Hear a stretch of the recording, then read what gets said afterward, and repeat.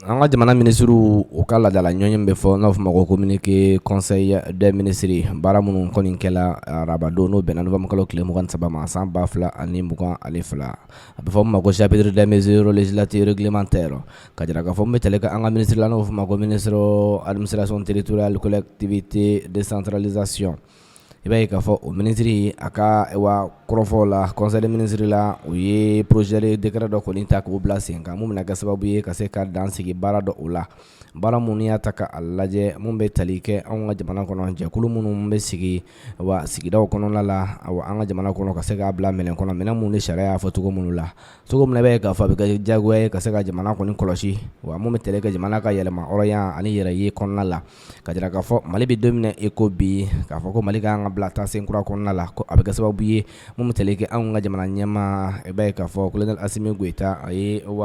hakilinaba saba ta k'o bila sen kan a fɔlɔ ko bɛ kɛ sababu ye mun bɛ tali kɛ jamana ka se ka bonya a ka yɛrɛ ye kɔnɔna la mun bɛ tali kɛ jamana fana la wa maa wɛrɛ minnu mɛnna k'a fɔ ko bɛna dɛmɛ don anw ka jamana ma ka baara ɲɔgɔnw kɛ o baaraw ka se ka kɛ okumu kɔnɔ okumu bɛ kɛ Mali fana ka sagoya minɛn kɔnɔna la o bɔlen kɔ mun bɛ tali kɛ wa nafa sɔrɔ minnu bɛ sɔrɔ a ko kɔnɔna la jamanadenw fana ye wa hakilinaw ka se ka ta ka sinsin o kan k'i b'a ye k'a fɔ hakilina ninnu bɛna ta an ka jamana gouvernement fana ta fɛ k'a bila sen kan mun bɛ tali kɛ an ka jamana gouvernement fana la k'i b'a ye k'a fɔ mun bɛ tali kɛ hakilinaw la mun bɛ kuma jamana kan jamana min bɛ kuma faransi jamana kan kɛrɛnkɛrɛnnen la ko ale bɛ ka nkalon tigɛ ani namara ko minnu ta ka an ka jamana sɛgɛrɛ ko Mali gouvernement kɔni tɛna se ka jɛ ni olu ye k'i b'a ye k'a fɔ an bɛ don min na i ko bi mun bɛ tali kɛ faransi jamana yɛrɛ la a bɛ ka wulikajɔ kɔni kɛ ka se ka bolokɔni ɲɛsin Mali jamana ma ka nkalon dɔ tigɛ ka ɲɛsin Mali jamana yɛrɛ ma nkalon minnu kɛlen bɛ sababu ye i b'a ye k'a fɔ ko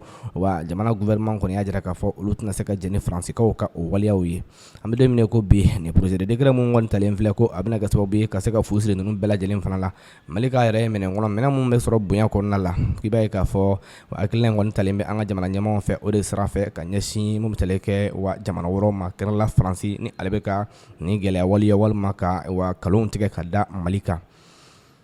o kɔfɛ tuguni mun bɛ tali kɛ nin hakilina kelen in na ko ni fɛlɛ minnu kɔni bilalen bɛ sen kan ko a bɛna tugu